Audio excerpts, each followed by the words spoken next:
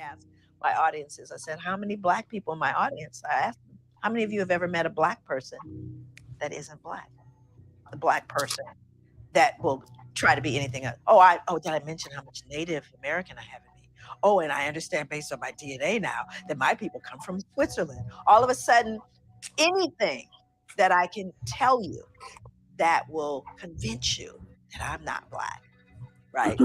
Everybody Black knows that. Well, I have another word for it. It's called post-traumatic slave syndrome.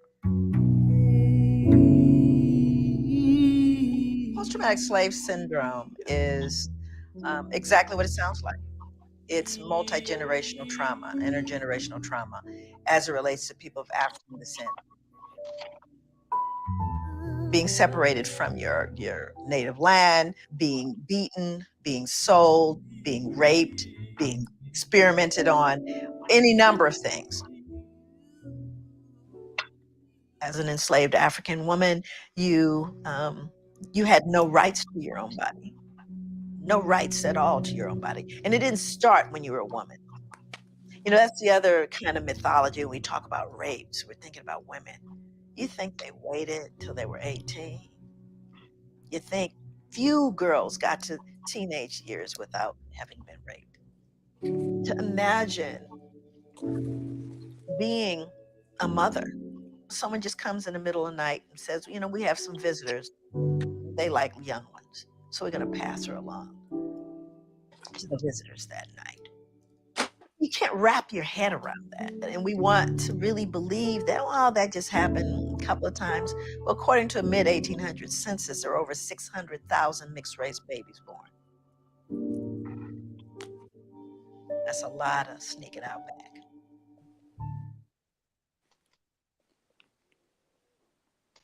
I'm excited to give you an update about our own youth. If you could see what I see, our community and unity, no frustration from brutality, with our Black nation, a reality. This is my perspective, it's my perspective, my perspective, my perspective, my perspective, my perspective, my perspective, it's my perspective, my perspective, my perspective, my perspective, my perspective, my perspective, my perspective, my perspective, it's my perspective. Welcome everybody to the New African Perspective, the show that is dedicated to the liberation of new African people. I'm your host, Brother Prophecy, but you know, I'm not by myself. I got my crew riding with me. I got the soldiers, the army, my peeps, and they are none other than the President and Vice President of the Republic of New Africa, and they are Star My Eye, free the land. And Mama Ayo, free the land. No doubt, no doubt. And we are part of something called the New African Independence Movement. This is where we advocate and struggle for land, independence, self-determination, reparations, and we're trying to create an economic system that is not about the exploitation of man by man. We're trying to build something that can build all of us up so we can all make a better world, y'all.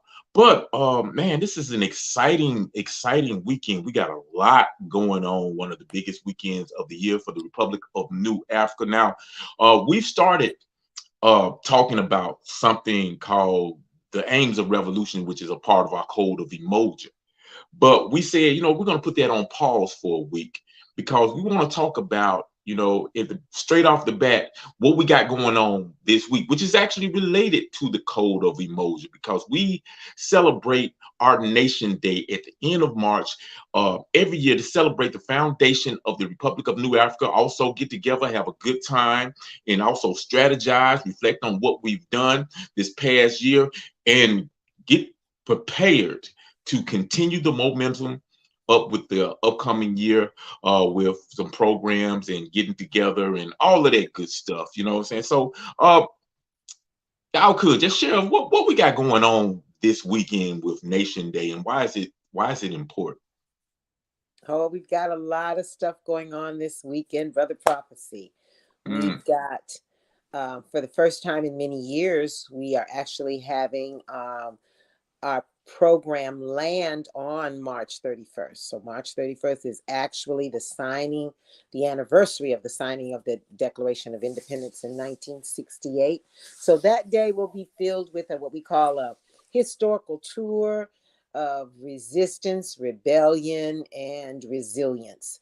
So we're going to find out the various places around South Carolina. And South Carolina is known for some rebellions, some uprisings. We've got some, historical characters that we want to talk about when we go on this historical tour.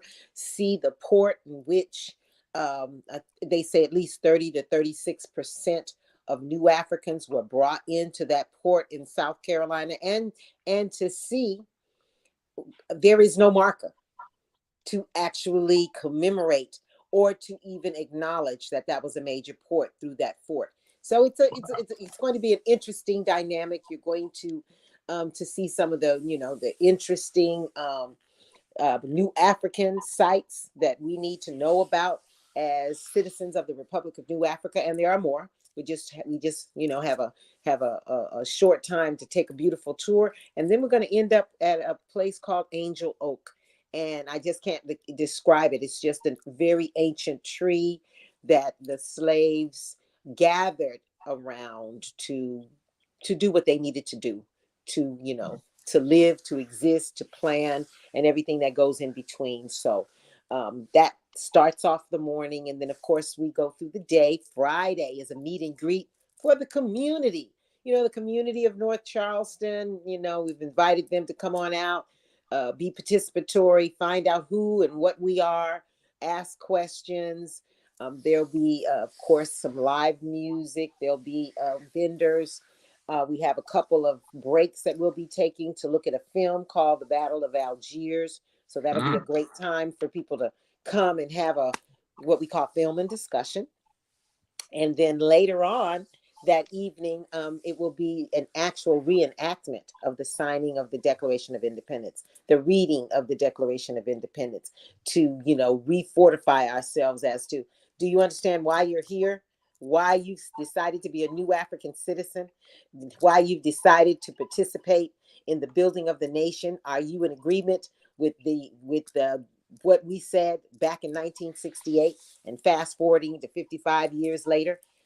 Is it still valid that we say we want no part of the United States other than what is accorded human beings to live with self-determination, land, reparations, of course? So, what's the real treat is in the evening, we're going to have what we call a film debut by some of our comrades who are the children of some of our most staunch freedom fighters, and of course POWs at one time, and that's the Bilal Sunni Ali family, who will be outdoing their film, growing up, new African, growing up as legacies of these shoulders that they're standing on, and what it was, because they were in the mix. How our children are in the mix and the mingle. Like, you can look at Martin Luther King, you can look at Malcolm, you could look at anybody, the Medgar Evers children.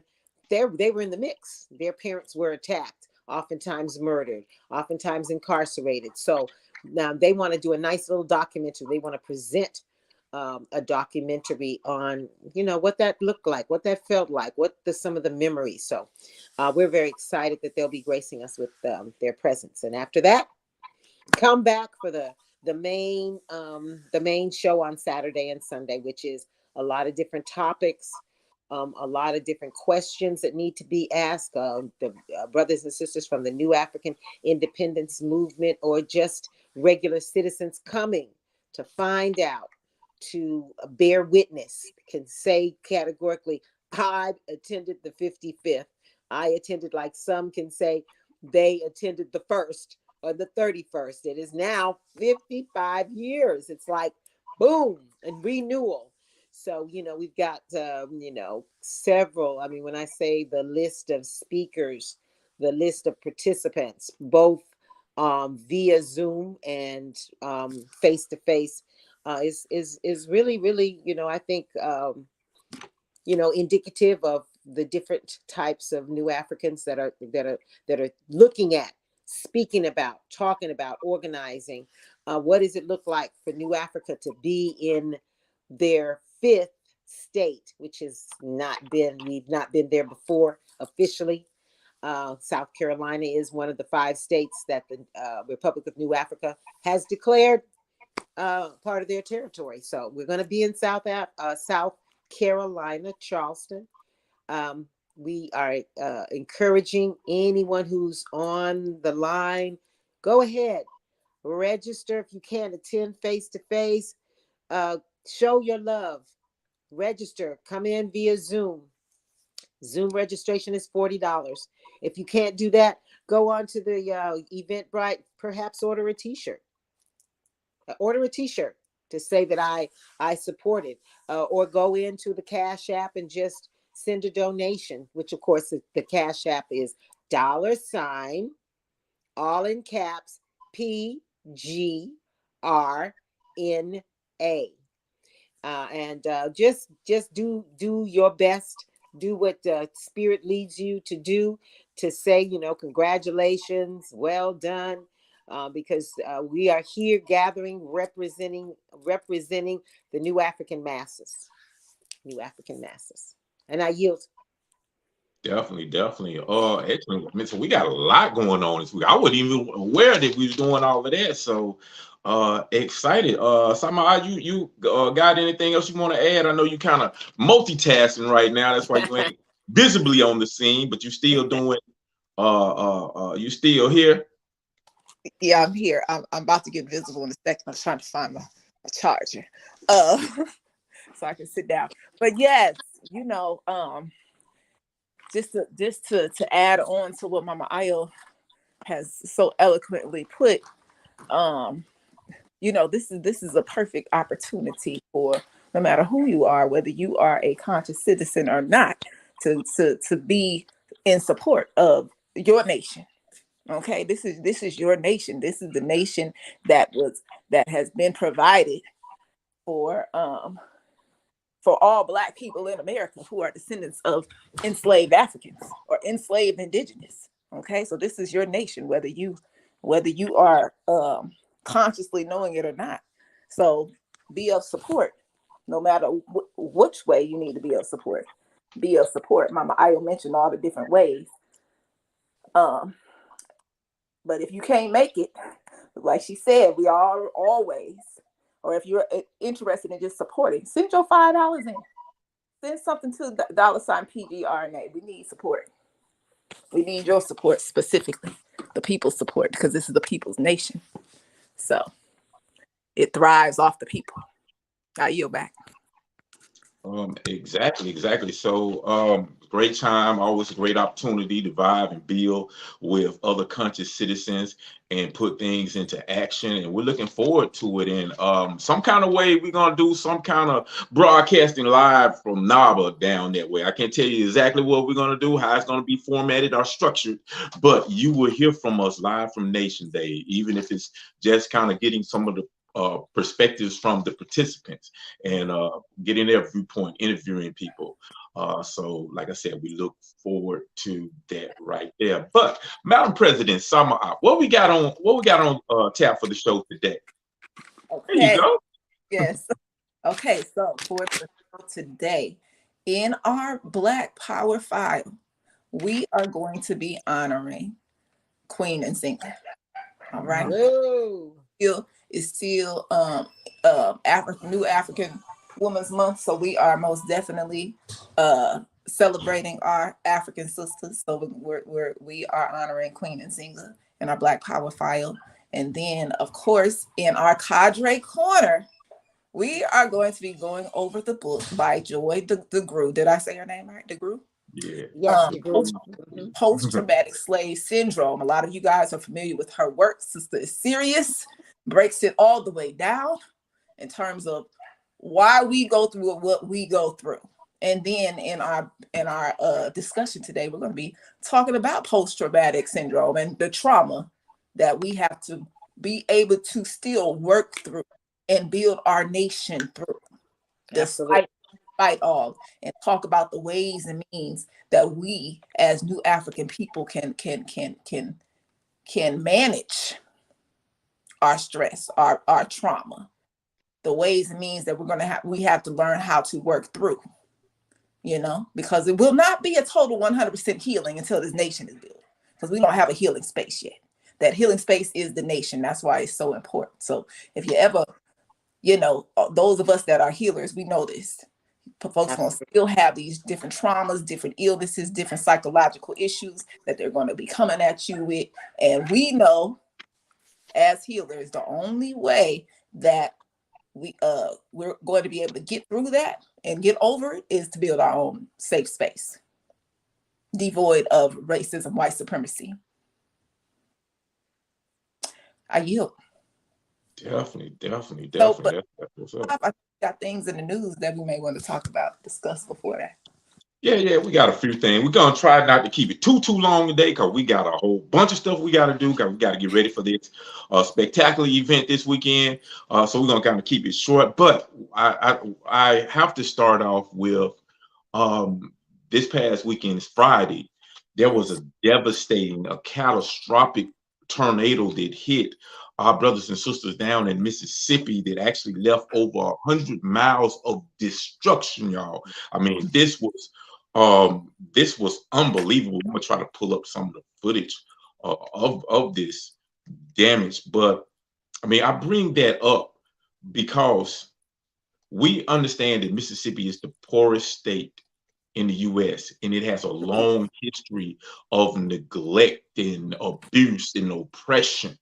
So collectively, at some point in time in the future, in the immediate future, we're going to have to figure out how can we collectively come together to give our brothers and sisters a hand. You can see it on the stream. It's devastating. Entire towns wiped out. Loss of life. Like last I heard, count was at least 21 people died. Around 24. Are you correct? Yeah. Yes. Mm-hmm. But like I said, we're talking about this because at some point in time, we're going to have to make that call out to our people so we can collectively get together and work together and try to help, like we did with the water crisis, which, probably still going on in Mississippi. They still have not fully recovered from that. So that's why I wanted to start out with that, because this is about, if we're trying to be the nation, then we have to collectively work together to make sure that our people are being able to be supported like we need them. Y'all have any thoughts, anything to add to this? I just hope, because we know the nature of Mississippi, we know how important, we know that Mississippi has been declared one of our 5 states in the Republic of New Africa. We are going to be closely watching to make sure that the rest of the country, particularly not only the state government, but the U.S. government, provides the necessary assistance. We do not want the same thing to happen.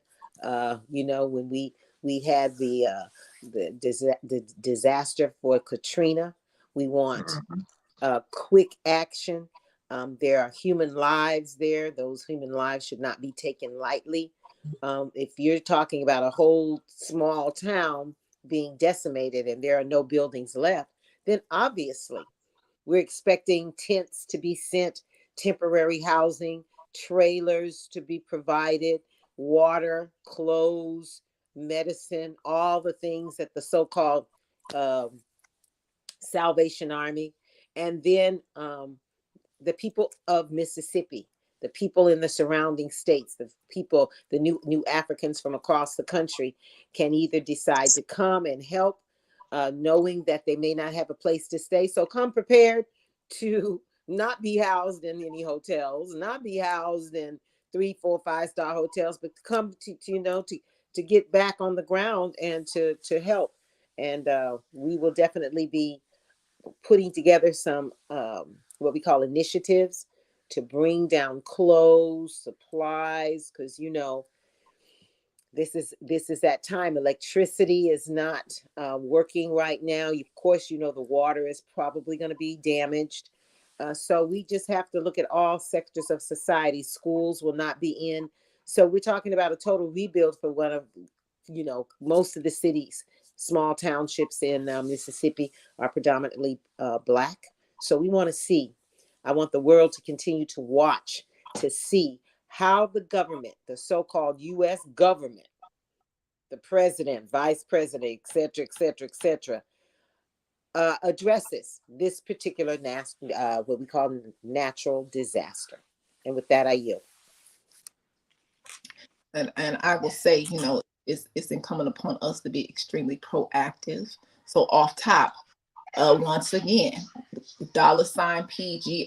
If you want to donate to making sure that some of these initiatives take off, donate at $PGRNA, and then put in the caption Mississippi Rebuild. Okay, Mississippi Disaster Rebuild. If you wanted to go to a particular thing, if you wanted to go toward housing, if you wanted to go toward whatever, you can put that in there as well. But let's be proactive about it. You know, let's not just be onlookers. Let's be proactive about it. You have our contact information in terms of if you are one that wants to be active. So let's be proactive. Okay, that is our to be proactive. You know, because you know we got many a skill set amongst just the ones of us that are present right now. So that's what I would encourage. Definitely. That's PG. $PGRNA right there. Matter of fact, you can see it right where my hand is. There you go. So yeah, definitely. So just keep your ears open, eyes open, ears open, and let's get ready to do what we have to do. You know what I'm saying? Nation building starts with us. So it has to be an active practice. You know, it's not just something we can sit around and talk about. It's something we have to do. But moving right along. So a 40-year-old white New Jersey police officer by the name of Jared Morovic has been charged with aggravated assault for shooting in the back a 28-year-old unarmed black man who was basically running. Random black dude who was running. So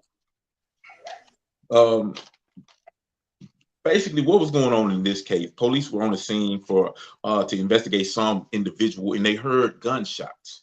So they started running toward the area in which they heard the gunshots, and they saw a black man running. He's running away from the direction of the gun. So one of the cops started running after him, and he just started hollering, drop the gun, drop the gun. Even though man didn't have a gun. There was no gun anywhere in sight. He just instinctively hollered, drop the gun. And then he shot him in the back, leaving bullet fragments in his spine, paralyzing this black man.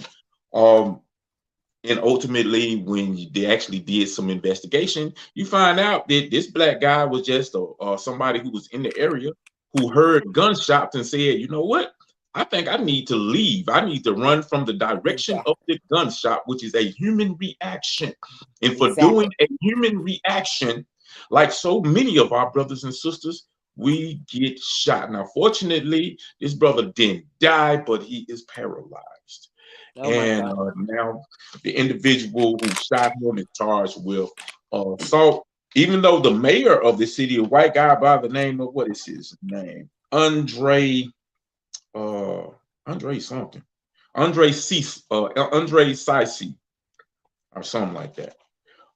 He initially defended this cop, said he did exactly what he was supposed to do. He followed protocol. Of course, if you see a black nigga running, shoot him in the back.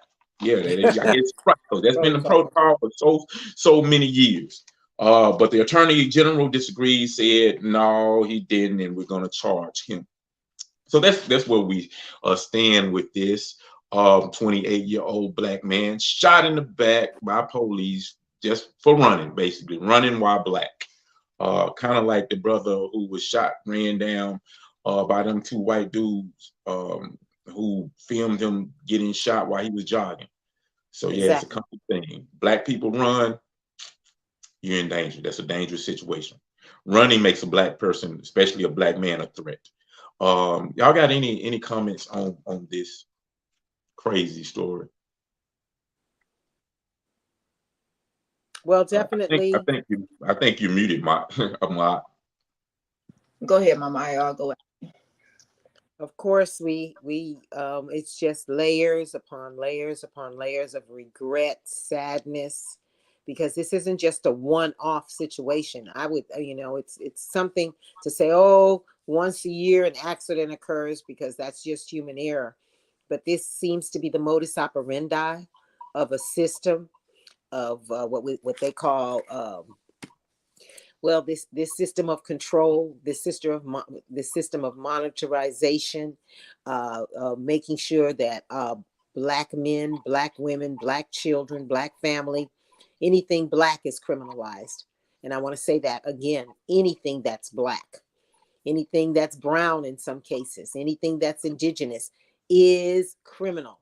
And we are treated accordingly. So that brings into question, our practices are really, really the practices of this particular empire of white supremacy, racism, capitalism, and neocolonialism. We have a so-called constitution that talks about we are to be considered innocent if you are a citizen, innocent until proven guilty. And my comments have always been, well, why are we always treated like a criminal when we're supposed to? It is assumed that we are innocent because you're not a citizen. You and I are not a citizen. So why would we be accorded that particular right that of innocence until proven guilty if we're a citizen? So obviously we're not a citizen because we have to prove our innocence. It's almost the reverse. We are considered guilty until we have the tools and the organization and the wherewithal to prove our innocence. And so when you look at a system like that, that's a major contradiction. It's a very sad situation. It is against human rights. And this young man is another sad example of a system that seeks to do us harm on all levels, every day, every hour, even as we're speaking. And I yield. Yes, and to add on to what Mama Ayo said, so since we know that this is what this system does, how many more lives gone, lost, how many more lives ruined, because this one is paralyzed for forever, right? How many do we need to activate, to get active? Yes, it's a sacrifice. It's a time and energy sacrifice. That's what this particular system is. The root is slavery. So you're going to feel in prison, even whether you got chains on, right? That's what the fabric of this particular system is. So, after countless of examples, after example, after example, after example of injustice, this is not what this particular system represents for us, right? That's why it's vital. It's vital. It's essential if we want to secure our lives present and for our future children's lives. Then it is imperative that we move now with the quickness. If you are not in a working unit that are part of the provisional government of the Republic of New Africa or some other Black nation, that needs to be your priority now, period. Because if we're organized on a local level and can defend ourselves on a local level, on all the different local levels, then those are steps forward. Okay, because there's no reason why we know these people's names, yet nothing is done. That's on us. That's not on the system that we know is wicked. That's they already know. This is how this system is built. This is what it's here for. It's here to keep us enslaved. It thrives on our life's blood. So it's up to us. Period. Once again. Definitely. You can keep on. I'm sorry. Oh no, I'm good, Brother Prophecy. Go ahead. Oh no, I was just saying agree 2000%. Mama Ayo, you said like innocent until proven guilty. That's the rights that are afforded to citizens of this so-called nation. So that right there should tell you, as you said, we are obviously not citizens. At best, we can be called second-class citizens, as Malcolm X talked about us. And Malcolm X said second-class citizen is like a first-class slave, basically. But yeah, because we're definitely not innocent until proven guilty. Every time we're pulled over by a police cop, it feels like we're on trial. It's like you Exactly. got to prove that, hey, I'm good. I'm not a bad person. I don't have drugs in my car. I don't have weapons that I'm about to shoot you with. I'm not. I am good. You know, this is the pressure that we are automatically filled with when we encounter law enforcement. And I'm saying that because, like, I literally experienced this like last week in Mississippi, getting pulled over for some ridiculous reason because my Exactly. tag didn't even look right or something like that. Wasn't anything illegal. They said, well, you know what, your tag is kind of bent on the side, so that's proper display of tag. And I'm like, for real? Really? Really? I'm like, okay. And then next thing I know, no, you smoke any crack or you any out drug. You know, I'm like most anti-drug person in the world. I don't even know the name of them drugs he called. I'm like, no. When all of a sudden it comes from interrogation to interrogation into an escalation, I'm like, hold on, wait a minute. I've been trained for this. Am I being detained? No, sir. Can I go? All right, bye. You know what I'm saying? Just because I knew to ask the right question, and he was smart enough to let me go. But just doing something simple like that, he got pissed off. He turned red. I was like, damn. Exactly. And it like sped off. Like, how dare he know his right? I would have, but yeah, I mean, it's just like you said, we're guilty until proven innocent. As a matter of fact, you know what? I'm gonna go to the actual film of this. Yeah, I do have it on film to show what happened. But what you will notice is the police immediately run after him. Just say drop a gun, even though he don't have a gun. Shot him in the back, and the guy has to prove that he's innocent. He said, I don't have a gun. I don't have a gun. I don't have a gun. Like, why you running me? Because I was afraid. People been shooting, but I don't have a gun. But yeah, let me go to this real quick, so you won't just think I'm making up something. This is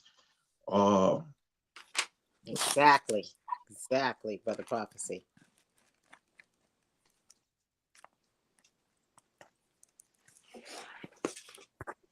Scott, I'm with the weapon right now. I'm trying to guys. Where are you, bro? Feliciano got him in custody. No, but where is he? Everything good? Yeah, I got the weapon right here. Okay. Yo, shots fired. Guys, shots fired. Shots fired. On Marion. Some more units. Yo! 120! Drop the gun! Drop the gun! Drop! Drop the gun!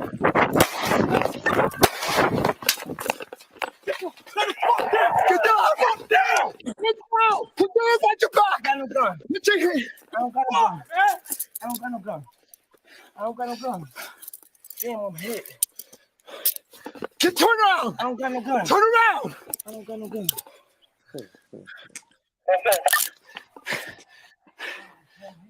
Shots fired. Send ALS, send supervisors. Send ALS. I don't got no gun, yo. I'm hit though. I don't got no gun.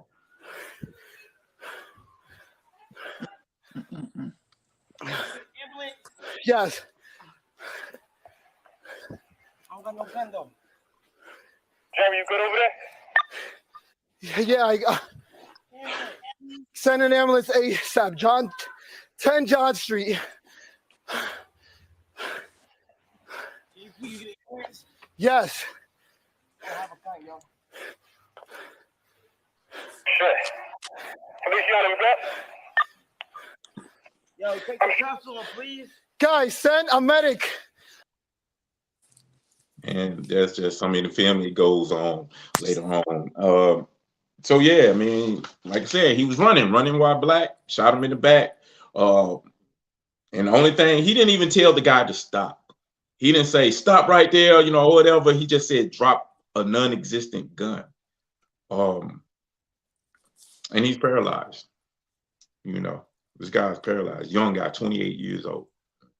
So You know, I'm gonna go to the people right now because the people are chiming in already. I see you out there, Melly Queen, always, you know, doing your thing. Is that Free the Land, comrades and families? Free the How land, y'all free the doing land. today? Post and Great. shared and tagged everyone. Yes, you did. I saw you do that. I appreciate that. Andrea Christina Martez, how you doing? Good to see you checking in. Free the land to you. Also, Minister Information, Barani, Bomani Shakur, how you doing, brother? Free the land. Free the Good to hear land, free from the you. land. NBPP, I guess that's the new Black Panther Party from Newark, Virginia chapter. Checking in. Black Power to you, comrade. Good Free the seeing land, you. Black Power, free the land. I got By all comrade. means. Little known fact, be a part of that chapter back in 01. Oh, dig that. That's what's up. That's what's up. We got brother Abdul in the house. All Brother right, Abdul Baba. in the house. How you doing, brother? How you doing? Good to see Comrade you. warrior. I say. We got El Abdul Muhammad out there in Cali. How you doing? Always peace, Okay. love, and life, my fellow kings, queens. Ashe. I say. Y'all for the lead. All Y'all right, for Baba. the lead. Let me see what thing, Bo Money wrote. This report only reminds us of the significance and importance of establishing our own self-defense and as well as building our own communities, nation. And that's so true. I mean, I'm assuming you're talking about the devastation that we suffered in Mississippi.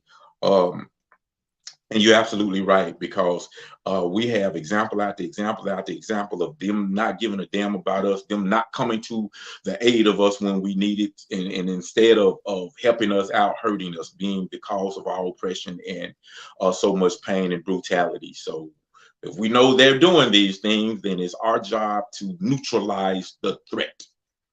So that's what's up.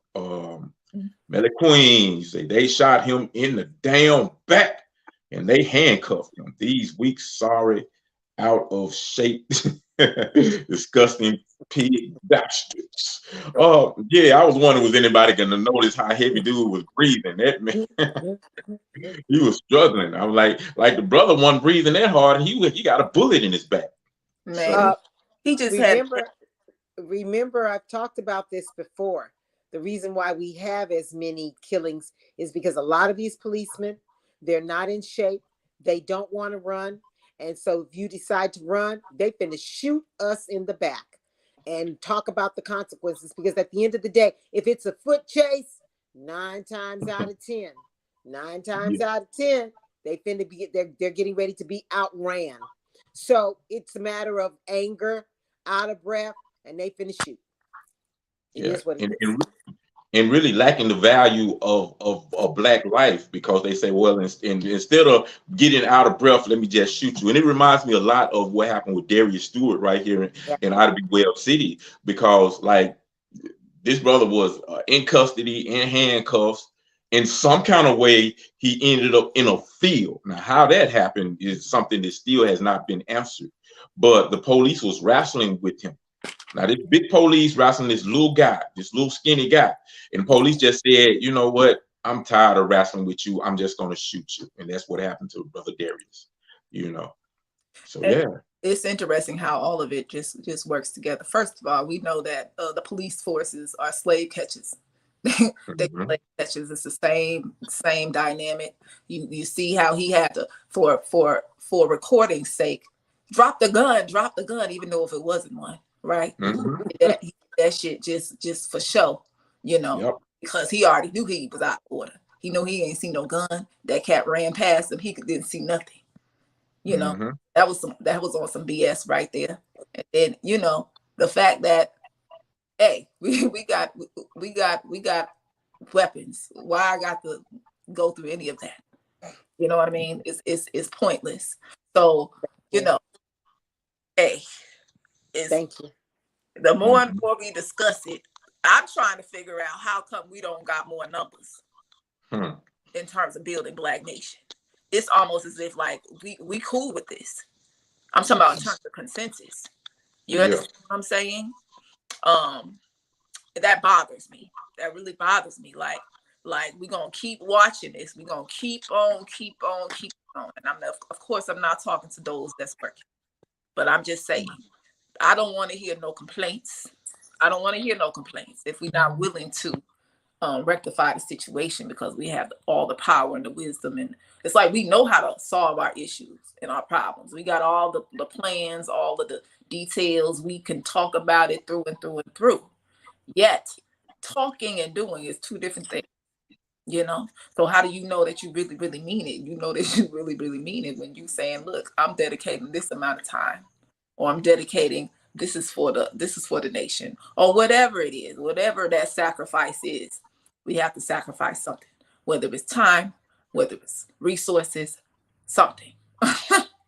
Absolutely. Absolutely.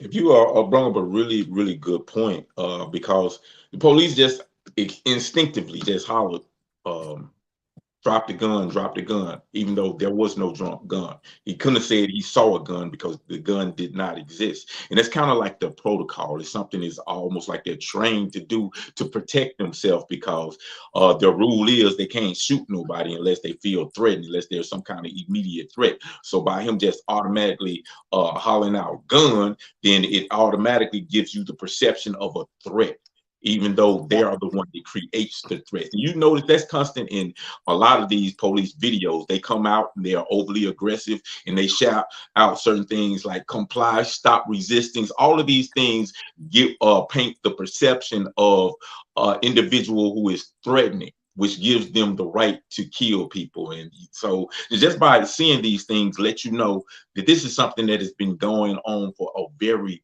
very, very long time, because it is a natural instinct. You know, it's a trained reaction. It's encoded within the gray matter to just automatically do without even thinking about it. So yeah, this is a system that is devastating. And yeah, I'm with you, Sir.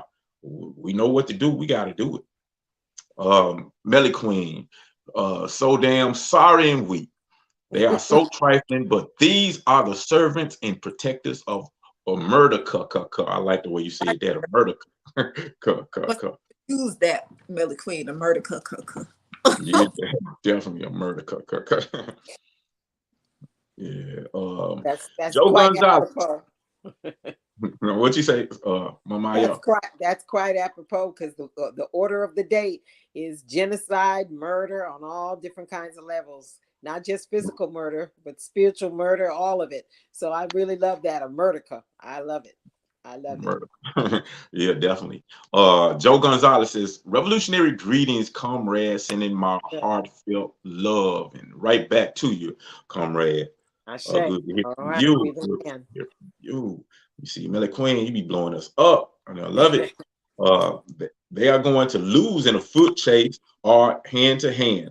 One-on-one combat with a black man and sometimes woman. Definitely. That's been proven. You know, that's been proven. That's in the history books. Let me see. We can talk about so much because that talk is cheap.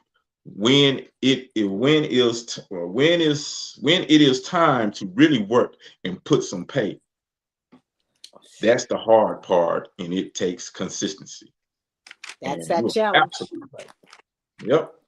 That's that challenge. Let me see. El Abdul Muhammad said, Melly Queen, most cops are out of shape, and yes, they will lose in a all-out street fight without their guns weapons. That's why most are cowards, and I call bullies with badges. Bullies with badges. I love it. Definitely agree with that. With that. That's definitely correct. So yeah, but we got a Cadre Corner, Cadre Corner coming out. We're gonna do this really dope book that breaks down a lot of things that we see in our community, a lot of things that we face, and it's called Post-Traumatic Slave Syndrome. And we're gonna be right back with that right after this, y'all. Free the land. Fine. What do you mean I'm suspended?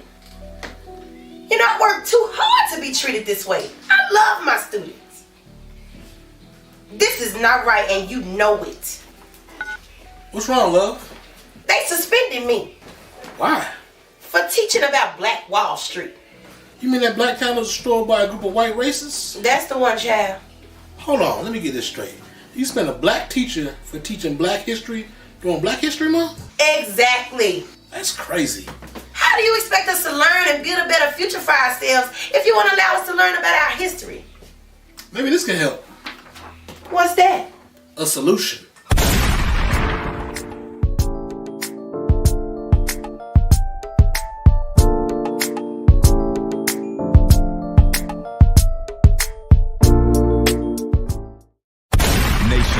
Nation building. For many of us, the idea of nation building is too difficult, too complicated. It's impossible. But when you think about it, we're already nation builders. In fact, for the past 400 years, we've managed to build the most powerful nation on the planet. Unfortunately, this nation continues to disrespect, exploit, and oppress us. Here's a thought. Maybe we should focus on building our own nation. Join us March 31st through April 2nd in Charleston, South Carolina, as the Republic of New Africa celebrates 55 years since the signing of our Declaration of Independence. Register on Eventbrite to attend in person and or online by typing in New African Nation Day 55. Also, find out more information on our website, pg-rna.com. Free the land by any means necessary. Free the land, free the land, free the land. We gotta free the land, free the land, free the land. Study the writings, speeches, documents of our freedom fighters in order to free our neo-colonialized minds. This is the Cadre Corner.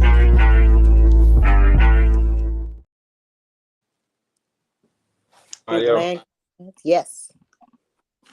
All right, Free the Land, comrades. We're going to talk about a nice book today. This book is about maybe 242 pages. It was written in 2005, has about 6 chapters. And the title of this great book is, of course, Post-Traumatic Slave Syndrome, America's Legacy of course, Enduring Injury and Healing. And of course, the injury is directly related to chattel slavery, over 357 years to 400, with all of its after effects and all of its, isms and schisms. I found this book to be interesting. I was just introduced to it, so I had to definitely go look it up and find out what is this book talking about. Of course, it's building. She has a lot of anecdotes in the book that kind of gives us great examples of how we are navigating through this particular system under capitalism, imperialism, white supremacy, and racism. And this book is a result of maybe 12 years of research that Dr. DeGruy put into place, Dr. Joy DeGruy. And it talks about basically that she came up with the theory and she called it MAP. So this MAP is talking about the continued oppression that is being passed down through multi-generations. And it's based on trauma. It's based on trauma because, of course, that the Jews who suffered 7 years of incarceration, murder, of course, they have a post-traumatic stress syndrome. And we're talking, Dr. DeGruy talks about, well, what about our post-traumatic slave syndrome, which has come through generations upon generations. The M, of course, is talking about what we go through, what we've been through, what our behaviors through our multi-generations, because our behaviors are predicated on what our mothers and fathers did, what their mothers and fathers did, what their mothers and fathers did, and then all of us as a community, what our mothers and fathers did, what the community did. And then we talk about the absence of an opportunity. There was no opportunity for enslaved Africans and their descendants to heal. We just kept living, kept building, kept growing, and never addressing the traumas, the horrors. It's almost as if we are constantly at war, and these behaviors become embedded in us and soon become incorporated in our society, almost as if it becomes an inbred cultural value or paradigm. And then our natural culture and behaviors and practices are slowly dissipated, because this trauma is a living and breathing phenomenon for all of us. So we want to look at the P. The P, of course, is the post-traumatic slave syndrome, and no one has to tell us about that. No one has to define for us, because we live it every day. Our families, our clans, our communities, our townships are based on this post-traumatic slave syndrome. So when you have institutional racism, as she talks about, we come up with all these behaviors that Black people exhibit to themselves. You have we talk about low self-esteem. We talk about, we have almost anger and violence as the modus operandi. We have what we are the victims of institutional racism, and we behave as such. Because if we do not, it's going to be a problem. It's going to be anger. It's going to be a lot of shouting. It's going to be that sensitivity. Of course, we know there are other things that are lingering, and we talking about this particular book and building upon it, because of course this book, the whole issue of post-traumatic slave syndrome is also being coupled with epigenetics, which is the same thing, just a modernized term in my opinion, but it also deals with genetics. We come together, we mate, we create these beautiful, beautiful beings that come after us. And within that, trauma is embedded. The gene code, the genetic code from the mother and the father is being passed on to our beautiful, progeny. And unfortunately, we have these beautiful geniuses. We have these children that are wise and wiser beyond years, and to be a part of the cycle of the post-traumatic slave syndrome here in America. The solutions are critical for us to understand. Knowing who we are, where we've come from, making sure we're re-educating ourselves, and as we're trying to do in the Republic of New Africa and all the other organs of the New African Independence Movement, to create our communities, create safe havens for ourselves, to do that personal work that has to break the chains of post-traumatic slave syndrome. Where can you get this nice book? Of course, look it up. Definitely, you should be able to get it off of Amazon. You should be able to get it, of course, thrift books for less. However, if you're pretty vigilant, I was able to actually find a copy in its PDF format so that you can download it and keep it as part of the books that we have in our families, because it's very, very important that we even talk to ourselves, have these courageous conversations. I believe that all therapists, counselors, healers need to be incorporating books like this, and Dr. Frances Cress Welsing and Dr. Bobby Wright, Dr. Nathan Heron, it goes on and on and on and on and on, Dr. DeGrew, all of them, because all of that holistic look at our trauma, at our strategies, our belief systems, have to be re-embedded, rebooted in our DNAs, because the more we know, the more that we're able to come from under this paradigm. So I really, really, really, really like this book, because it is something that we've been speaking about in the Ministry of Health and Society for a long time. And the rule of the day, Brother Prophecy and Sister Sa, the rule of the day is that we have to recognize within ourselves post-traumatic stress triggers. Remember what we said, which I believe is still a legacy or an upgraded explanation of the Willie Lynch syndrome.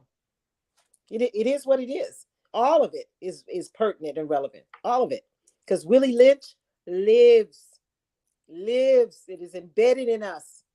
You know, whether it's colorism, whether it's, you know, the petty bourgeoisie syndrome, you know, the field nigger versus the house enslaved African. It's all of it. That's post-traumatic slave syndrome. It is. And we as new Africans, it is our job, our responsibility to deal with ourselves so that we can address these particular issues, because they're not going to be addressed at school. They're not going to be addressed at church. They're not going to be addressed at civic organizations. You have to do that. That's a house, a home, a village phenomenon that has to be addressed every day. Every day. I yield. Okay, and I have some technical issues right now, but I'm gonna try to do this real quick. So yeah, that's post-traumatic slave syndrome by our sister Dr. Joy DuBrunt.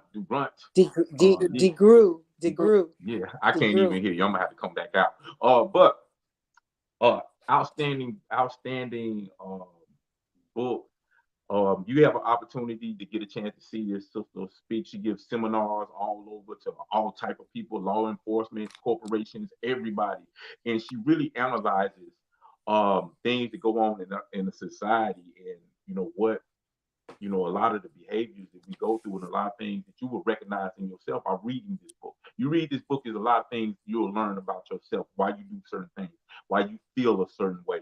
I was talking to my brother the other day when a basketball player got in trouble about the gun, and he was like saying, "Man, it make all us look bad," And I was like, I went right back to that book, because she analyzed when one black person do something bad, it feels like all of us, it reflects badly on all of us, and that's part, of the system of white supremacy, feeling that everything negative that one black person does reflects on all of us, when that's, just an individual who did something bad. So it's a lot of things that this talks about, especially when dealing with the trauma and the reaction to the trauma that we have faced in this brutal system of oppression.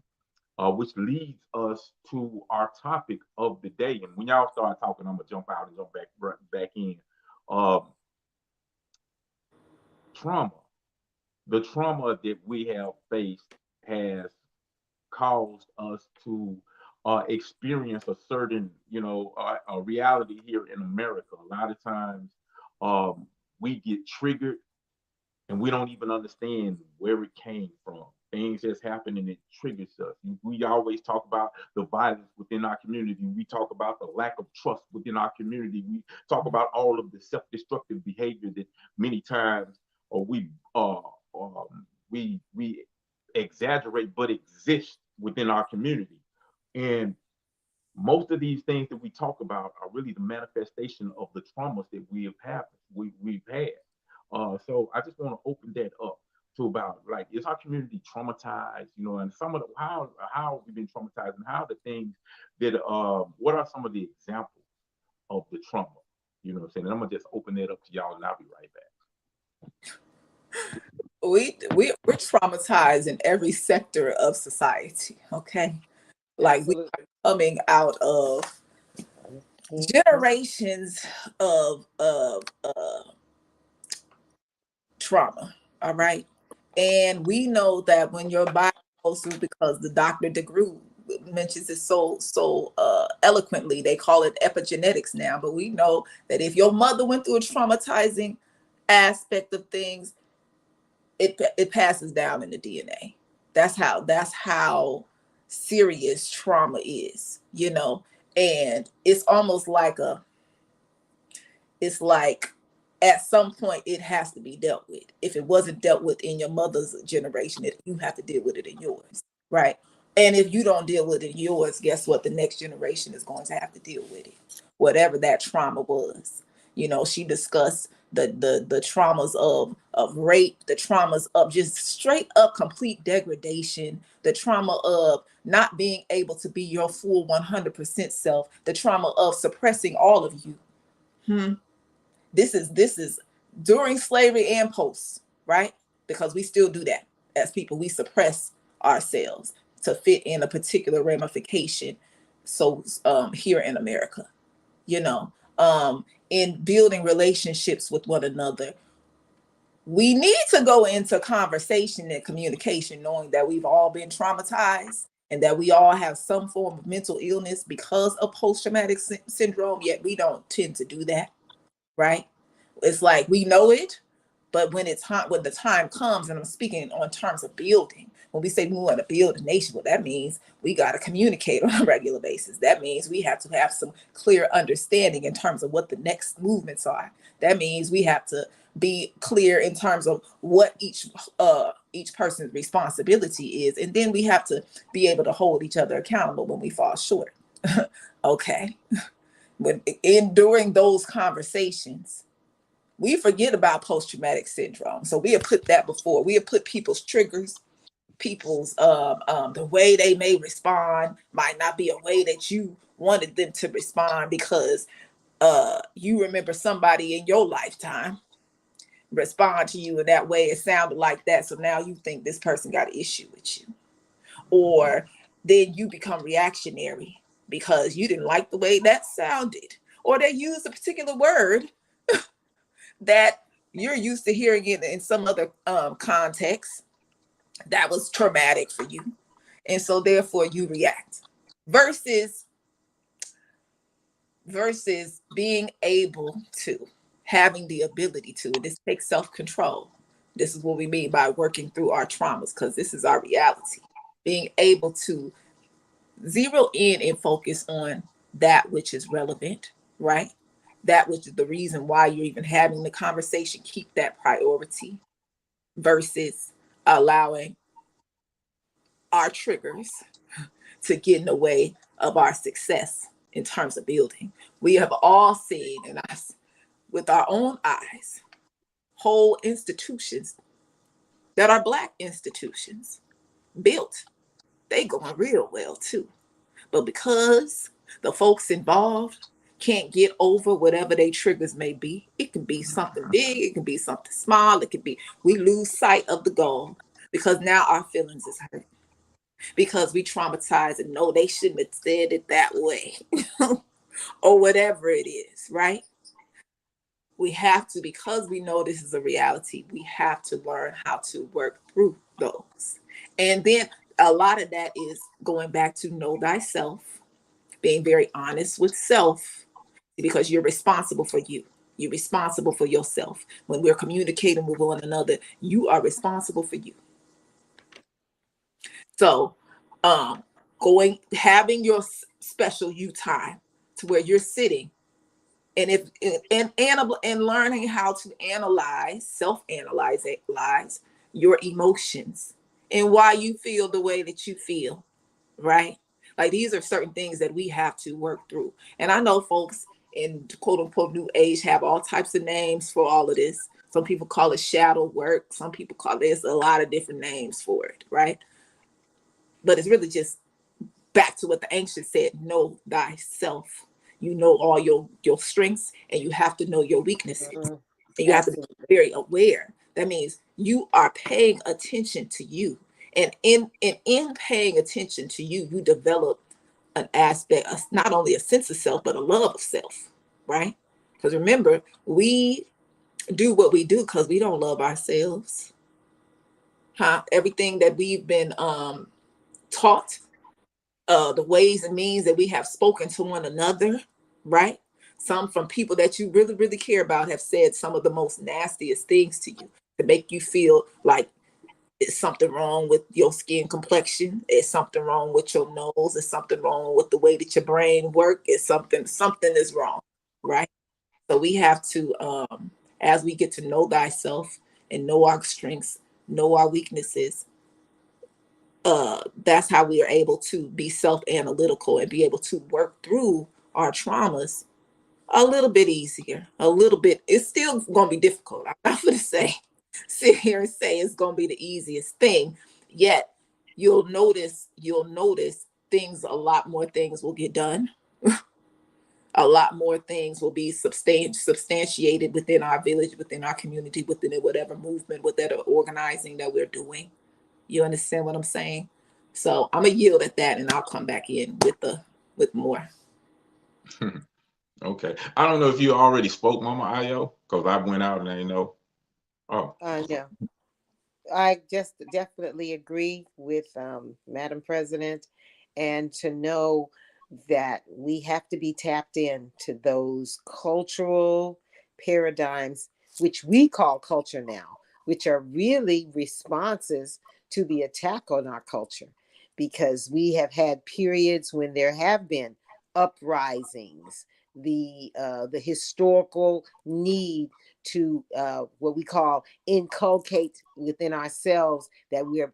Garvey talked about it all the time, and if you know anything about Garvey, he had a running battle with W.E.B. Du Bois, because he really stressed on making sure that you're proud of your Black skin, proud of your African looks, because obviously at that time, the 1919, 1918, 1920s, there was a colorism issue, as it still is today. So Garvey was one of those ones that, hey, uphold the African woman, uphold all of that. So we always have had those particular issues, which are the remnants of chattel slavery. Fast forward to the 60s. Okay, you had all these beautiful Black people, say it loud, I'm Black and I'm proud, but you still had images of the lighter skinned women, the lighter skinned men, the red bones, as we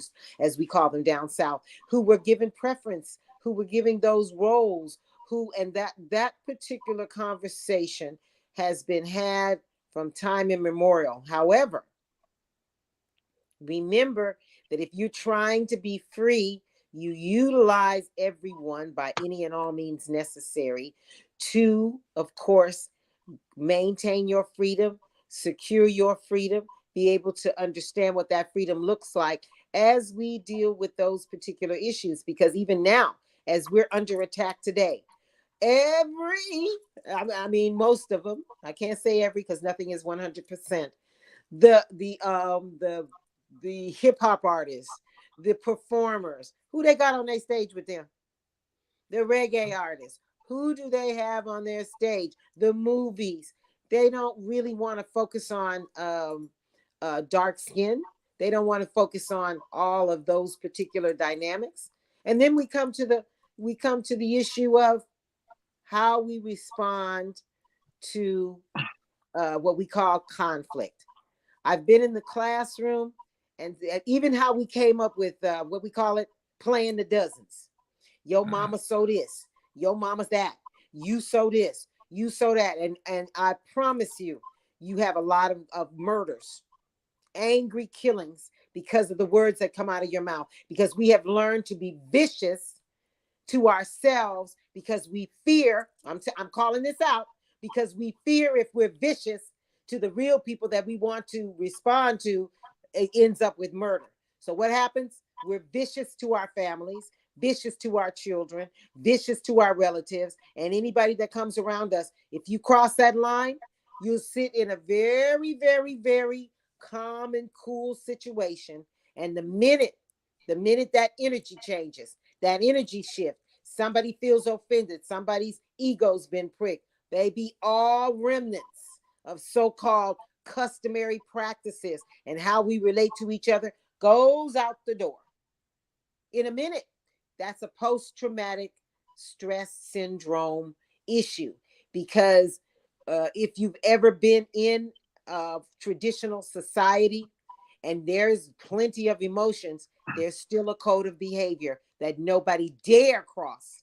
You better not, because the village holds you responsible. That's not what we practice today, brothers and sisters. I yield. Definitely, definitely. So when you understand about trauma, when an individual is traumatized, your brain assigns, it records the thing that traumatized you. It records this situation, and your brain places a specific importance to this. And this is something that human beings have been hardwired for thousands, millions of years, because we've been on this planet for a long time. But because the first law of nature is self-preservation, you're going to do a species, going to do whatever it takes to survive.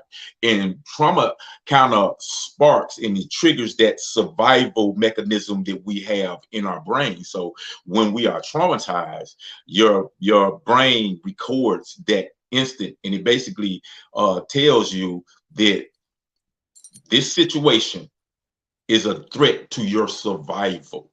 And it records everything, the smells, the sounds, what you see, everything about it, it records it. You might not even be aware of it. Like when you're a baby, some babies, they might be on the bed and they fall off on the bed and hit the floor and it hurts. And to some babies, it traumatizes them. So much that they think, oh, this is it in their little brain. And when they grow up, they have a fear of heights.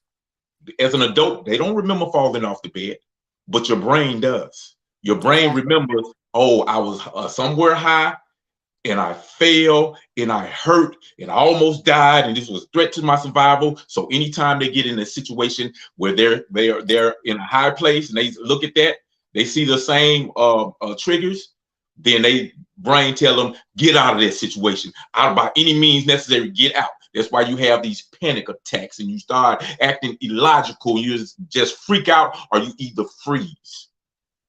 So that's how trauma works. So just imagine people who have been traumatized for over 400 years for being Black.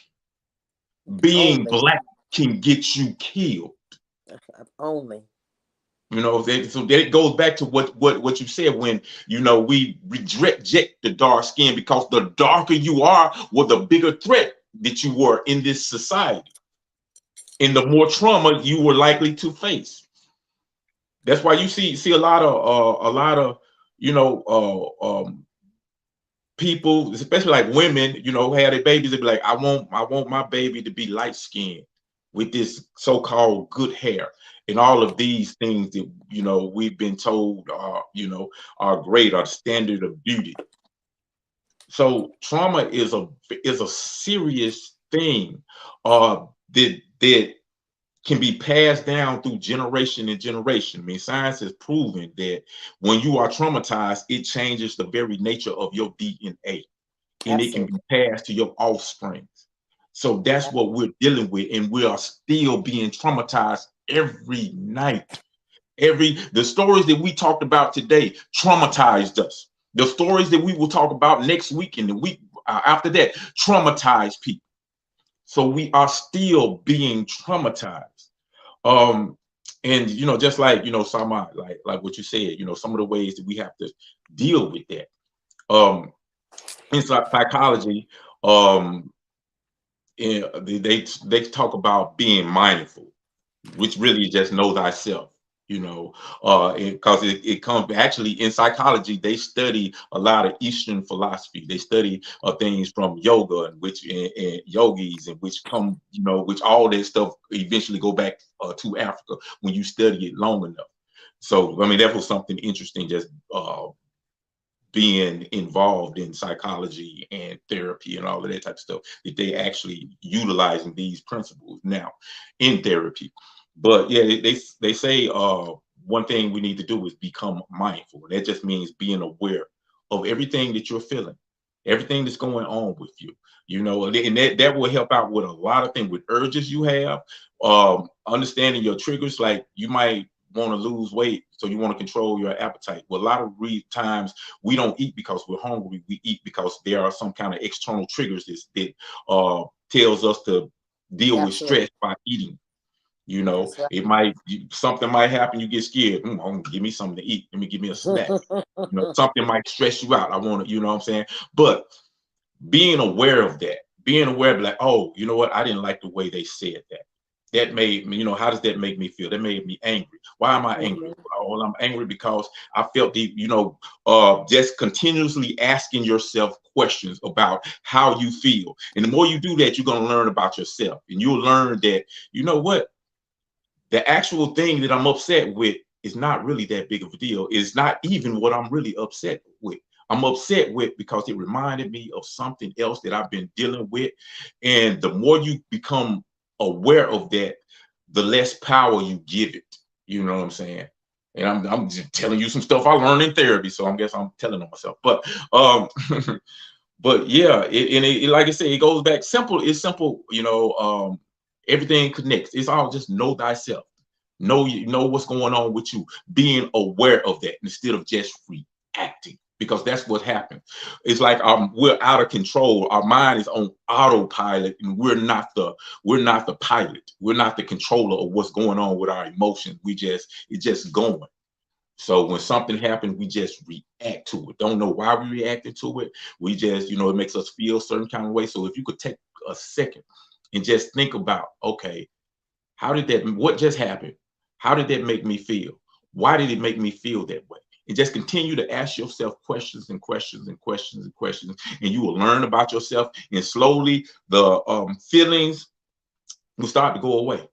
You know, even when you want to get something to eat, I want to smoke a cigarette, I want to do, you know, all of these habits, you know, these are techniques that they tell you to do. You know, ask yourself questions. And a lot of times the urges to go get that cigarette or go eat that fruit snack or whatever it is you want to do, go holler at that pretty girl with the nice behind and stuff like that. You know, you might not even really want to do that, but that could be a trigger to something else, because it's something empty within you that you're dealing with. And you feel like, okay, sex is that replacement. Sex is that drug that I got to get. You know, that drink is that drug. That smoke is that drug. That anger is that drug. You know, all of this stuff is response to trauma and external triggers that remind us of something else that we just might not be aware of, but we just need to deal with it. So, you know, that's my take on it. I yield on that. Yes, indeed, Brother Prophecy. Y'all is on point.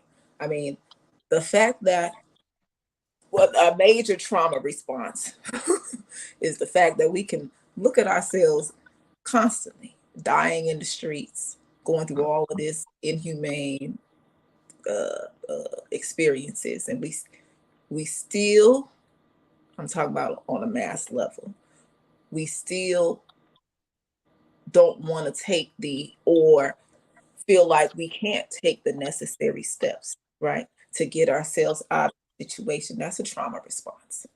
You know what I mean? That's a trauma response. It's a trauma response because we know that historically, you know, whenever any type of action was taken, some way, somehow, some of us, a lot of us, whole groups of us, was either humiliated, destroyed, degraded, or put in a even worse situation, right? So a lack of activity, the lack of moving on something that we know that we need to move on, we'll look at something like the story that you just brought, oh, well, that's a shame. And we keep on past moving on. That's a trauma response. You know, our lack of, because if we do something, oh, trouble for us, so even more trouble. So, you know, it's important to do exactly what Brother Prophecy says. Like, we have to be self-analytical. Know thyself. It's still the rule number one. Know thyself. Know where your trauma lies. And then as you're moving through, you're going to find out more and more and more of where those places and spaces where your trauma lies. Okay? That's the process of getting to know thyself, asking yourself questions, putting yourselves in positions that may seem uncomfortable, right? may feel uncomfortable because your first reaction would be, oh no, I'm not doing that, right? But yet when you deem it necessary, even when you're in it, you still have to ask yourself particular questions. Why am I feeling? Why do I feel heavy anxiety right now? Learning breathing techniques, right? Ways and means to relax the body so it won't be so stressed, because the really and truly we put ourselves in these, we get in these certain situations. The moment we feel that heavy stress, we'll bag out of it, right? Even if it's something that's going to save many people's lives, right? We'll bag out of it. So really have to do exactly what Brother Prophecy said, be asking ourselves these questions. It's okay to talk to yourself. Okay, it is. It's okay to talk to yourself. It's very healthy. You know what I mean? Because this is something that is real for us, and we have to literally work through. We have to work through, talk to ourselves through. Okay, so be patient with yourself. Be patient with your brothers and sisters. A lot of times, like I mentioned before, we are not patient with one another. Even though our creed says be patient and uplifting with the deaf, dumb, and blind. Deaf meaning folks ain't hearing you. They don't hear you. You try to save them from dying, but they don't hear you. You gotta be patient with that. You know what I'm saying? Dumb folks act like they can see it, but act like, oh, I don't know, right? Even those things are trauma responses, okay? We have to be patient with that, all right? Blind. I mean, folks is like, I don't see it. And keep on moving with their day to day. We have to be patient with these trauma responses, okay? So it's that self-work, self-healing that's necessary, y'all. Is just really, really necessary. And as we do it, we'll find ourselves, we'll get used to other responses. Like we have to develop different responses, okay? We got to work through those hard. I'm sorry, phone call came in. Definitely agree with Sister Sa. Things may be difficult, but we have to be patient with ourselves and work through it. I mean, it might be whole conversations where you're going to have to work through whatever heaviness you're feeling at the time so that you can perform at your optimal. You know what I'm saying? Because we got a lot of work to do. We got a lot of building to do. We got a lot of communing. And as we practice that, and we practice being patient with one another, working through certain things, not taking certain things personal, right? Because a lot of times we'll take other people's trauma personal. We won't look at it as a trauma response. We'll take it personal. And so we got to learn how to not take certain things personal. The way people respond, how they say it, or what they said. You don't know their background. You don't know what household they came from. You don't know what that language sounded like. You understand what I'm saying? Just being, you might have came from a household, folks talk totally different, you know? And that's just a matter of being mature, you know? Relearning how to communicate with each other in the midst of trauma, because this is our reality. In the midst of what people blowing up for and you don't know why, but you gotta be patient with them. And then when the time comes, ask them pertinent questions. Are you okay? Why are you feeling like that? You know, in the nice, cool, calm. Make sure you give them some nice, good water, what have you, whatever you got around. But we got to make each other feel comfortable in terms of expressing and working through and moving through, because these trauma responses are literally getting in the way of us building. Y'all know. Yeah, you said a lot of things very important. Just reminded me, a lot of things that happened back on the plantation was basically trauma being weaponized against our ancestors. Because, I mean, if you understand history, you knew that it was like one of the first things they did. You know, one of the big practices is to take one of the biggest, the baddest enslaved African, one of the best examples of an alpha male, and to put him before all of the people in the plantations, the men, women, and children, and brutally murder them in the most vicious, awful way possible. Because basically what that did is that traumatized your entire plantation. All the people in the plantation are now traumatized. And that basically was a security measure, because whenever you display the characteristics of this alpha male, you want to stand up for yourself, you want to challenge the authority, that trigger trauma responses just triggers, and you automatic. That's why you see so many of our slave rebellions in at the hands of people who look like us. That's why a couple of months ago, we saw the terrible video of Tyree Nichols getting murdered here in Memphis, Tennessee by them black dudes. You know what I'm saying? Because they understood, you can't do that to the white man. You can't do that to the white man, but I can do it to you. You know what I'm saying? All of this is trauma responses, in some form or fashion. So it actually shapes, so much of what we're going through today. And it brings us all back to this thing that we've been talking about, especially recently, reparations. Because the root of the word is reparation. And when you understand trauma, you see how much we need to be repaired. And I say all of that to say this. When we have these discussions on reparation, there's going to be a lot of backlash and people saying, all this kind of stuff.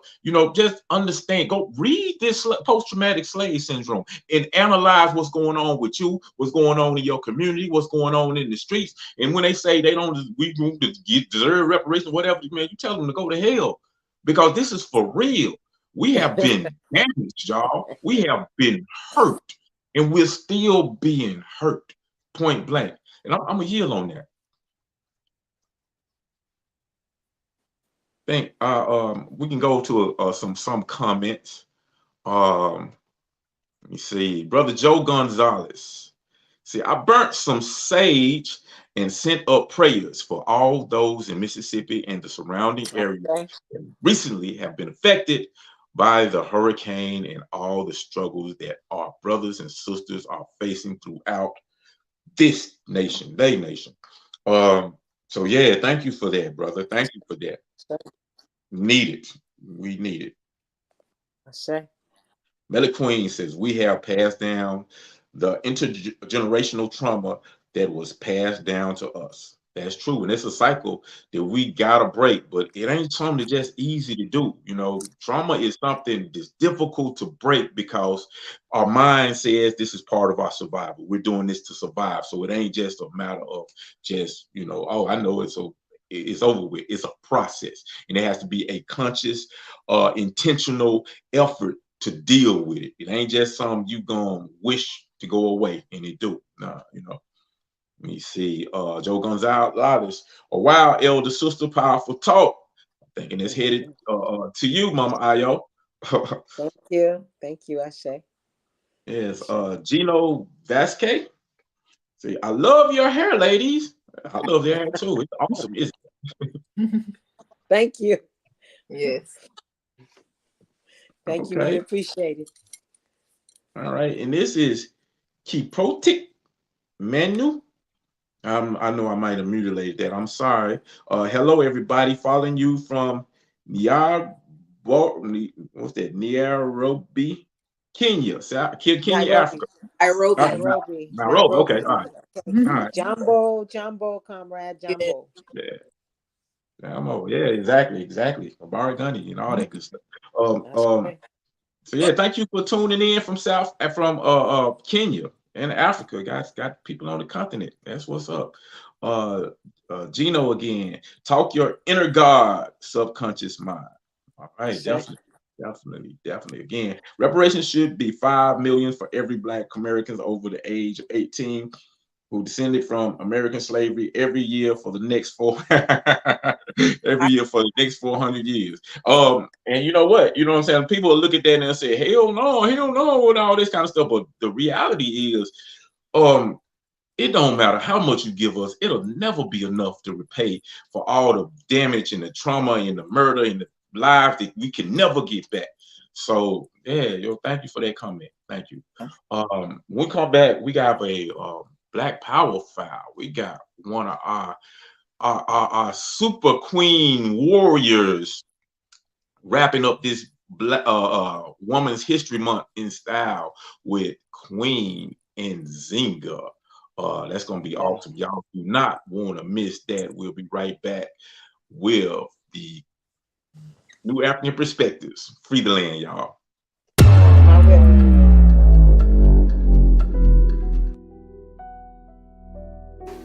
I understand you were just doing your job, but that still doesn't make you right. Oh, I'm definitely fighting this. Okay, thank you. Babe, you ever thought about doing something different? What you talking about, babe? I mean, look, police shoot us dead in the streets. Corporations poison our food and our water with lead and other chemicals. They flood our streets with drugs and lock us up for trying to survive. And now we can't teach our own history, black history. It's clear the system ain't made for us. So what we're supposed to do, babe? Maybe it's time we start our own system. Pack your bags. Why? We're going to South Carolina.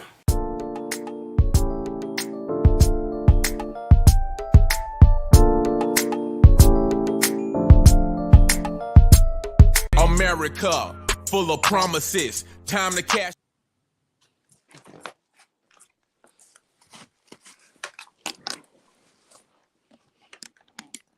America, full of promises. Time to cash them in. You run from it quick. You never keep your word. I learned from it quick. You keep abusing me. You dumb.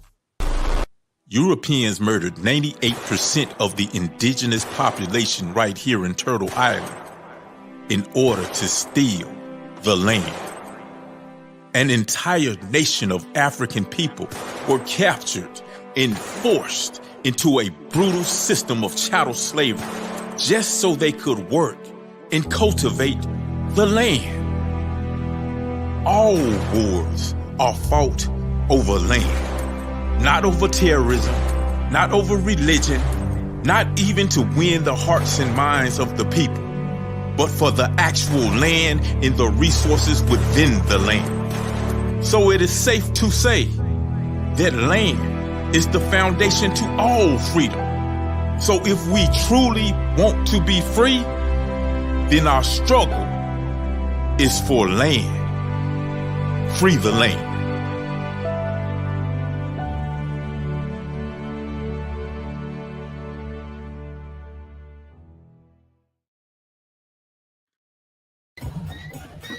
Queen Nzinga's legacy echoes throughout Africa to this day.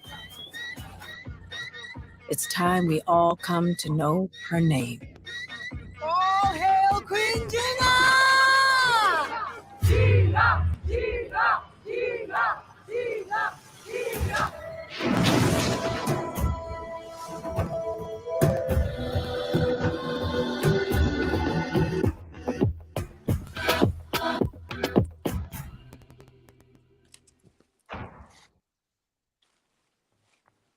And that was a preview for a show. I think it's a movie or something, which I have not seen. But about Queen Nzinga, one of the powerful kings, an individual who fought furiously against the colonializing and those individuals who were trying to capture and enslave her people, and was very successful within this. So I'm gonna open this up. Boy, yeah, since you know, people always paint this picture of Africans just being docile and just, you know, not fighting against the oppressor. What do y'all think about our sister Queen Nzinga? Well, I just want to say, you know, this is Women's History Month. We focused on many women who were healers, teachers, warrioresses, and we just want to give a big shout out to all the Queen sisters, all the sisters who are fighting that fight, working, keeping the house, keeping the home, keeping you know, some economics going, you know, just trying to hold the line, as we call it, hold the line while we're while war is being declared on us. So this is This is our time. This is our time to reflect, to regenerate, to reboot.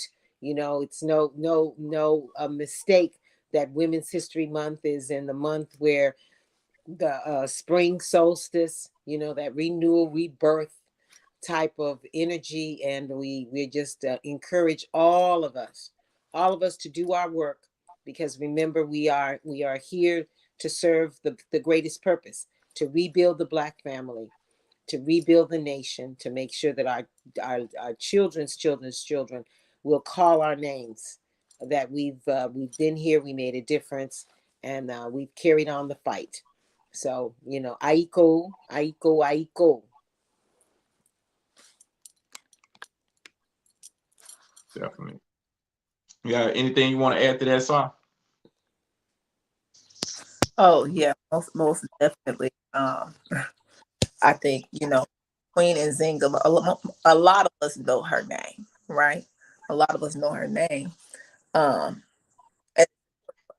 continue to call upon her name, the spirit of Nzinga, Queen sisters, during this period of time. You know, even brothers, because she come from a line of royal family. So she was trained, her particular education that she received, she had to get trained militarily, right?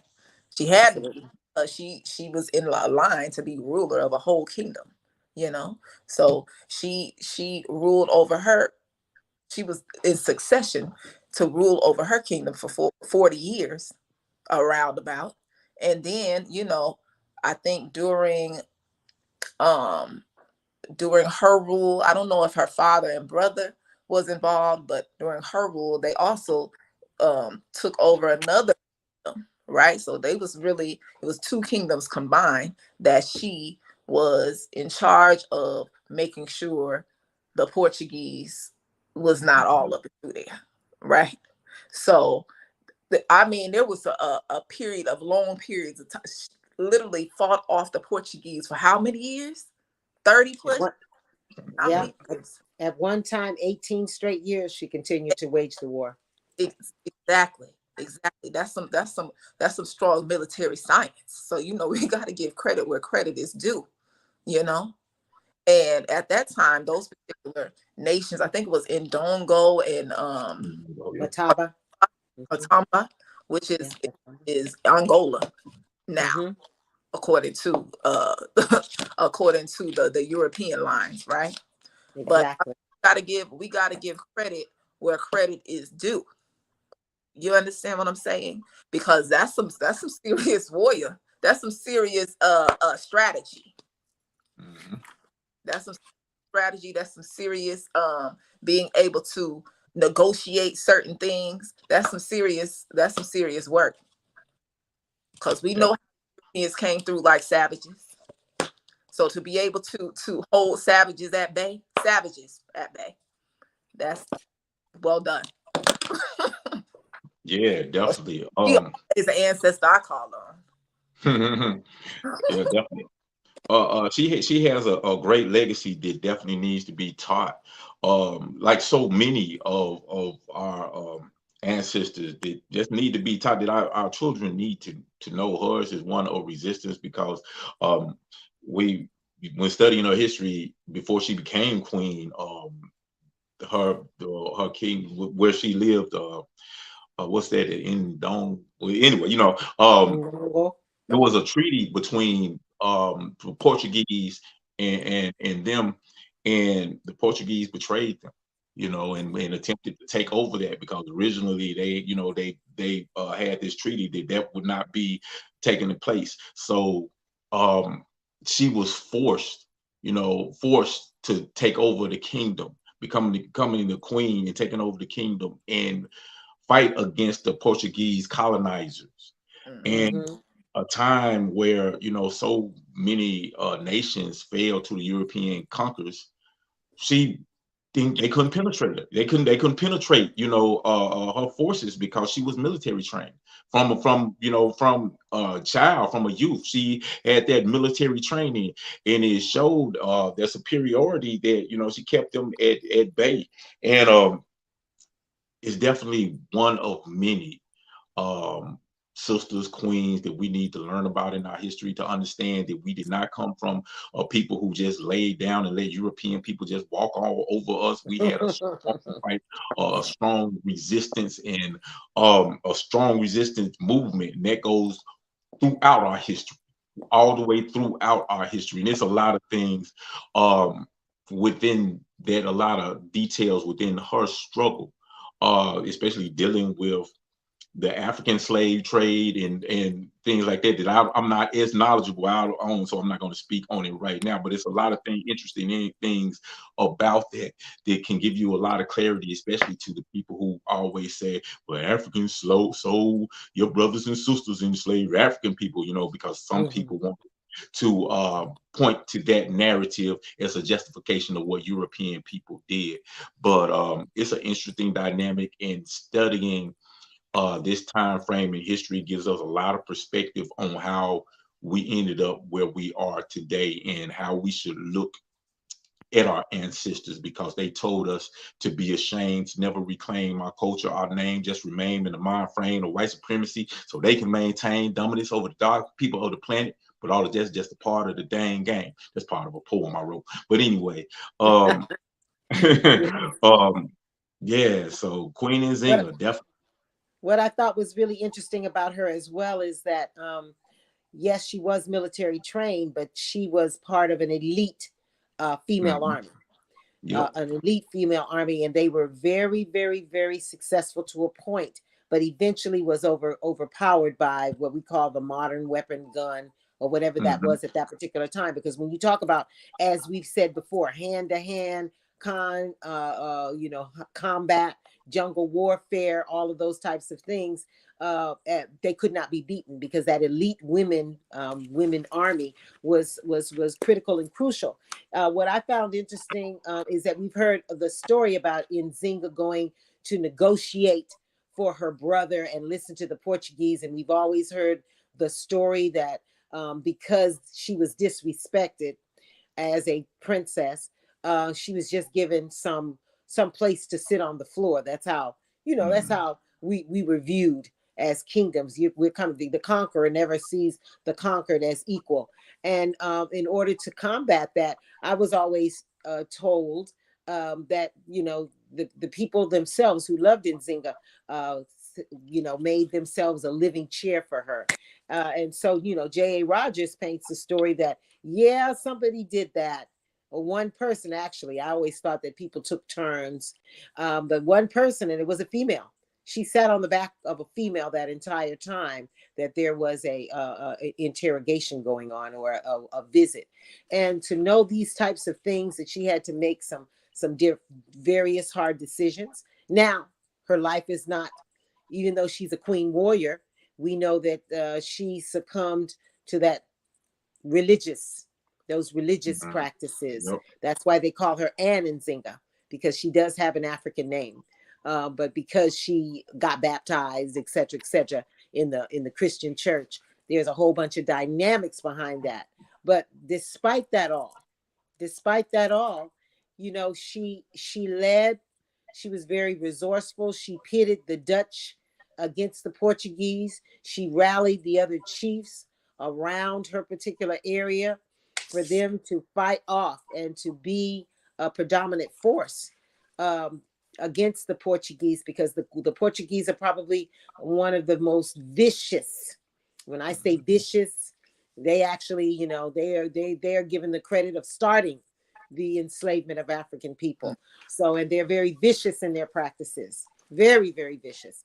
And she was able to withstand that for years, to the point where she was well into her 70s and 80s, and still what they call leading her army, making sure she was there and present. And I definitely need to say that despite all of her negotiations, she held off the Portuguese. She entered into treaties. But the minute, and I'm telling you this, the minute she passed, even though she passed and she was consecrated in some kind of European dress that showed she was Catholic and had the cross on her chest and all this when she was buried, the minute she passed, Angola fell to the Portuguese.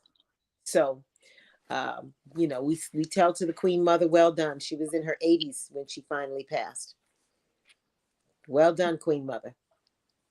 Yes, indeed. Well done. Okay, so I'm about to bring up something a little bit controversial. Was it only one time? You said every single time she went to meet with the Portuguese, she had to sit on somebody's back, correct? No, I was saying that the one time that they speak about, because she was still a princess, she was not in power. She was she was sent on behalf of her brother. So I'm not sure, because she had to enter into several treaties, because truthfully, she lost some battles.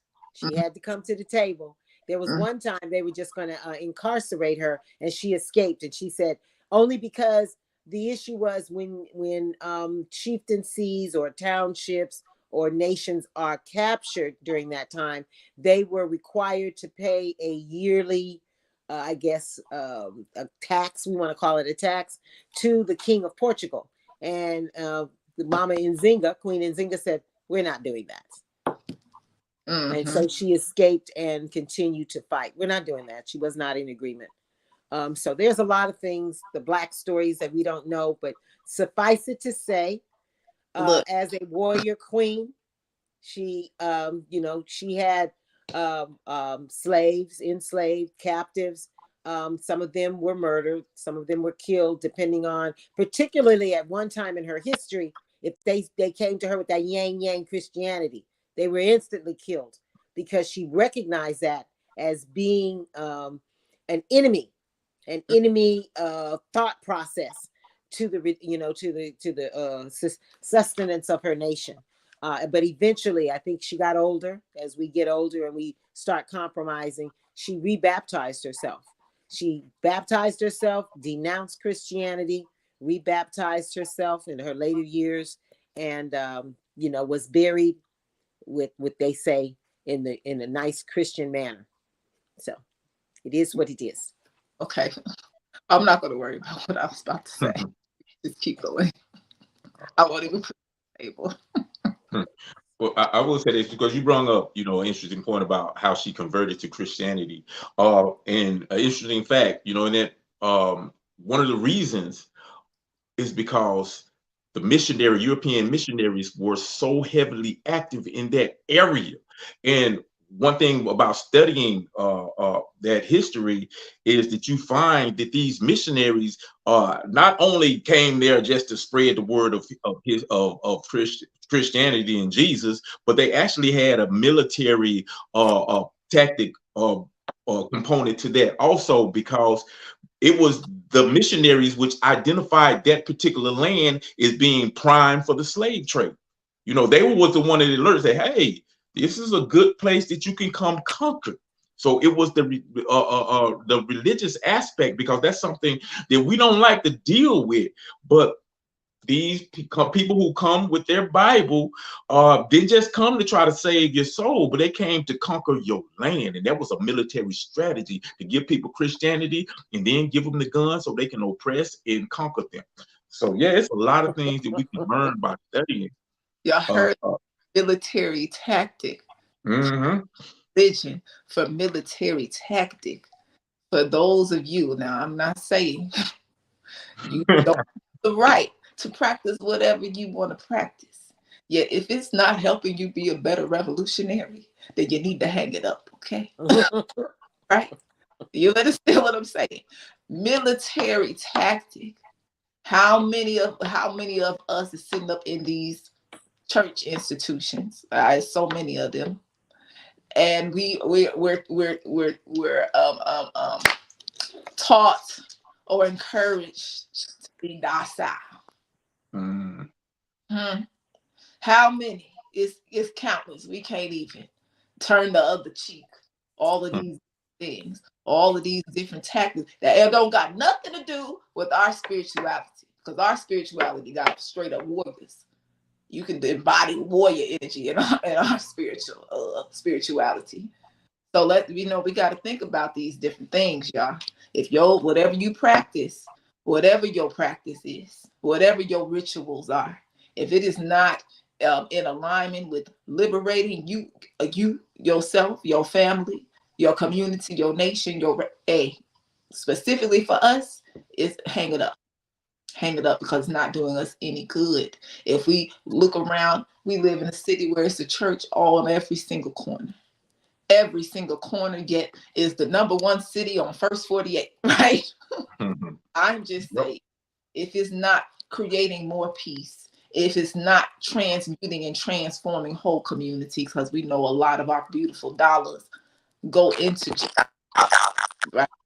If none of what putting in, if you're not seeing something out of it in terms of improving the community, empowering the people in the community to be their best, greatest self, building institutions for us and ours, it's null and void. It's a part of the military tactic. Okay, so we got to take account.